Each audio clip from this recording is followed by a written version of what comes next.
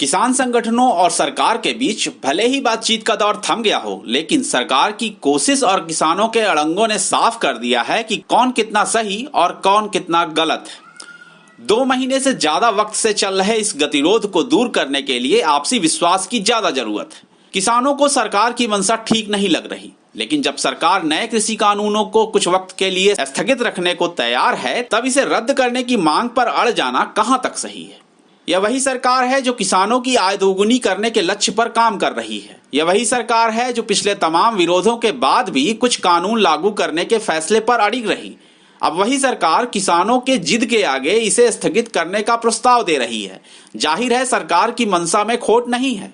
जिस तरह से लाल किले की घटना हुई, उससे साफ हो गया कि किसान आंदोलन का मकसद किसानों की भलाई नहीं है। कई किसान संगठन अब इस आंदोलन से पीछे हट रहे हैं, तो इसकी भी वजह है। बात कृषि कानून में किसानों की आपत्तियों की करें तो किसानों की मुख्य चिंता है नए कानून से मंडियों और एमएसपी खत्म हो जाना, जबकि सरकार किसान आंदोलन के पहले दिन से भरोसा दे रही है कि एमएसपी और मंडी व्यवस्था नए कानून लागू होने के बाद भी जारी रहेंगे। इसी तरह कॉन्ट्रैक्ट फार्मिंग से जमीन जाने के डर को भी सरकार ने खारिज किया है। किसानों को समझना होगा कि कोई सरकार जानबूझकर अपने किसानों को संकट में क्यों डालेगी।